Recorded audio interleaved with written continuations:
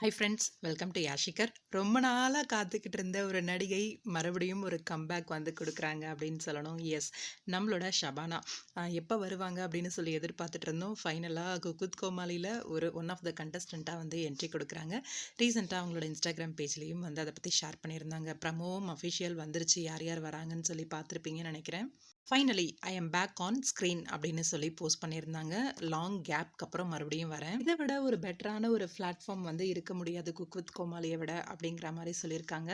நான் ரொம்பவே ஹானஸ்டாக ஃபீல் பண்ணுற விஷயம் என்ன அப்படின்னா, நான் ரொம்பவே லக்கி அப்படிங்கிற மாதிரி இதில் வந்து கலந்துக்கிறதுனால கொஞ்சம் கூட வெயிட் பண்ண போகிறதே கிடையாது. உங்களை ஃபன் பண்ணுறதுக்கும் என்டர்டைன்மெண்ட் பண்ணுறதுக்கும் அப்படிங்கிற மாதிரி சொல்லியிருக்காங்க. இந்த ஒரு ஜேர்னியில் உங்களோட லவ் அண்ட் சப்போர்ட் வந்து எனக்கு வேணும் அப்படிங்கிற மாதிரி சொல்லியிருக்காங்க.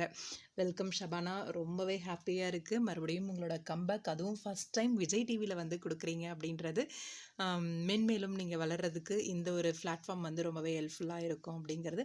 மறுபடியும் இவங்களோட காம்போ வந்து தொடருது அப்படிங்கிறது தான். எஸ், நம்மளோட பிரியா ரஞ்சித் மேம் மறுபடியும் இவங்களோட காம்போ வந்து இந்த ரியாலிட்டி ஷோ மூலயமா தொடருது. நம்ம ஷபானா வரா மாதிரியே பிரியா ரஞ்சித் மேமும் அவங்களோட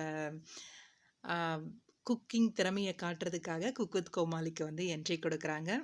இவங்க 2 பேரும் செம்பருத்தி சீரியலில் மாமியார் மருமகளாக வந்து ப்ளே பண்ணியிருப்பாங்க. ரொம்பவே ஃபேவரட்டான ஒரு காம்போ வந்து மாமியார் மருமகள் காம்போ இவங்களோட அந்த சீரியலில் இருக்கும் செம்பருத்தியில்.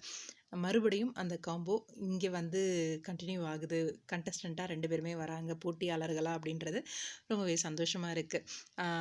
பாப்போம் எப்படி கலக்குறாங்க அப்படின்னு சொல்லி உங்களோட வாழ்த்துக்களையும் அவங்களுக்கு தெரிவிக்கலாமே.